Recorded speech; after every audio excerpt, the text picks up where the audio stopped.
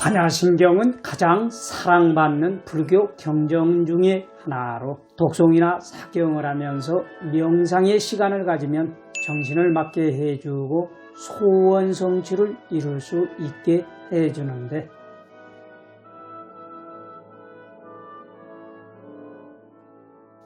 여러분들 안녕하세요.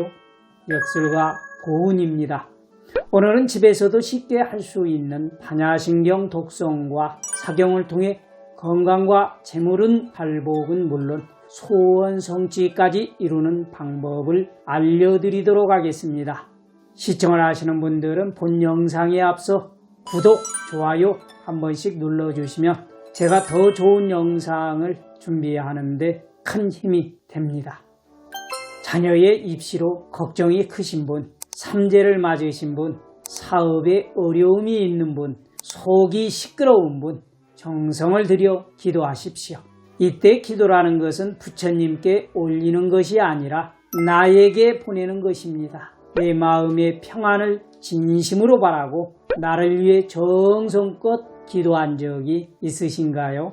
기도를 하면 분노가 가라앉는 것을 느낄 수 있고 머릿속이 맑아지는데요. 그렇게 되면 사리 분별력이 높아지며 불행한 선택을 피할 수 있게 됩니다.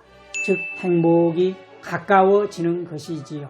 기도에는 다양한 방법이 있는데요. 수영이나 달리기처럼 자신에게 맞는 것이 따로 있듯이 기도 또한 본인의 기질과 생활 태도에 적합한 것이 있습니다. 그 중에서 반야신경과 108배 기도법을 알려드릴 텐데요. 저도 새벽에 많이 하는 방법 중에 하나입니다. 첫 번째, 기도하기 전에 기도의 종류와 관계없이 가장 중요한 것은 무엇을 위해 기도를 하는지 잊지 않는 것입니다. 반야신경 같은 독송을 계속하거나 몇 시간째 절을 하다 보면은요, 내가 왜 기도를 하고 있는지 까먹기 일쑤입니다. 기도의 목적을 항상 기억하셔야 합니다. 이때 목적이란 보다 근본적이어야 합니다. 자녀가 취업이 되지 않아 기도를 올리고 있다면 홍길동이가 S그룹에 입사하게 해주세요 라고 시작을 하실 텐데요. 왜 길동이가 좋은 곳에 취업하기를 바라겠습니까? 자녀가 돈도 많이 벌고 번듯하게 살았으면 하는 바람 때문이겠지요. 다시 말해서 자녀의 행복을 기도하는 것입니다. 두 번째, 반야신경을 내면 소원이 이루어진다. 이런 말이 나온 것은 한 가지 일화 때문인데요. 당나라 시절 시대의 천재였던 현장법사는 더 이상 모실 만한 스승이 없어서 인도로 유학을 가기로 했습니다. 그러다 한 스님을 만나게 되었는데요. 온몸에 창병이 있는 늙은 노스님이었습니다. 현장은 노승을 깨끗하게 닦아주고 지극정성으로 간호하였습니다. 그러자 노승이 이런 말을 합니다. 한 경정만 독송하면 인도로 갈 수 있고 모든 장애가 사라진다. 그것이 바로 반야신경이었지요. 그 후로 현장은 어려움을 겪을 때마다 반야신경을 암송했고 문제가 해결되었다는 일화입니다. 반야신경의 뜻.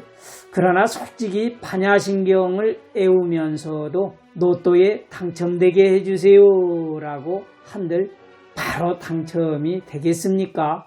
하지만 며칠을 달달 애우면 일확천금 욕심이 사라지니 요행을 바라지 않게 됩니다. 뜬구름 잡는 소리를 해대는 대신 눈앞에 놓인 일을 성실히 하다 보면 크고 작은 기회를 얻게 되는데요. 이러한 마음으로 한 달, 1년, 10년을 살면 원래 팔자의 형편보다 훨씬 더 큰 부귀를 누리게 됩니다. 그렇기 때문에 반야신경을 애우면 재물운이 풍요로워진다는 말도 나온 것이지요. 오늘날 우리가 잘 아는 반야신경은 당나라의 현장법사가 한자 260자로 옮겨 쓴 것인데요. 반야신경에서 가장 강조하는 것은 공입니다. 텅 비어 있는 아무것도 없는 상태라는 것이지요. 지금 내가 괴로운 이유를 생각해 보십시오. 돈이 없어서, 배우자가 바람을 피워서, 물론 내가 가만히 있는데도 사기꾼이 내 돈을 뺏어가거나, 내가 최선을 다했는데도 배우자나 자식이 속을 썩여서 바람잘 날이 없는 경우가 있습니다. 하지만 대다수는 그렇지 않습니다. 세상이 나를 괴롭힌다고 하지만 사실 세상은 아무것도 하지 않았습니다. 단지 내가 돈 욕심이 많아서, 내가 배우자에게 바라는 게 많아서 괴로운 것입니다. 결국 기도를 올릴 때는 돈벼락 맞게 해주세요 하는 게 아니라 제가 욕심을 버리게 하소서 해야 하는 것입니다. 그날부터 배우자가 조금 더 멋져 보이고 예뻐 보일 것입니다. 네 번째, 반야신경 독성과 사경법을 좀 일러드리겠습니다. 독성을 듣는 것 혹은 사경을 하는 것 자체는 중요하지 않습니다. 잊지 말아야 할 것은 독성을 들으면서 내 몸의 마음에서 일어나는 현상을 관찰하는 것입니다. 당연히 잡념은 없어야겠지요. 이번 주 모임에는 뭘 입고 가지? 이따 마트에서 당근 좀 사와야 하겠다.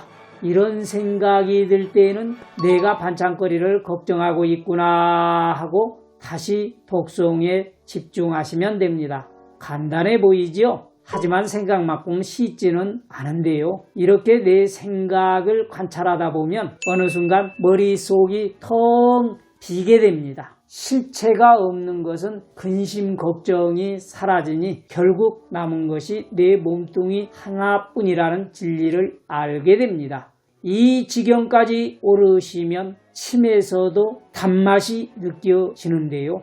독성은 86,000개의 진리가 들어있으니 하루에 한 번 이상은 듣는 게 좋습니다. 사경할 때도 마찬가지입니다. 사경은 독성보다는 딴 생각을 할 여유가 적지만 글자를 따라 쓰는 데만 집중해서 정작 글자의 의미는 모르는 경우가 많습니다. 뜻을 해석을 하면서 그 의미를 헤아리는 게 중요합니다.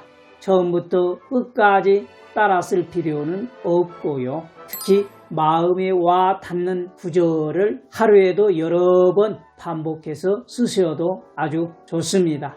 다섯 번째, 108배 기도법. 인간의 108가지의 번뇌를 잊고 마음을 모으는 수행입니다. 우스갯소리로 108배가 워낙 고대해서 번뇌를 생각할 여유도 없다고 합니다. 108배를 하는 방법은 단순합니다. 먼저 허리를 곧게 펴고 두 손을 합장하듯 모으십시오.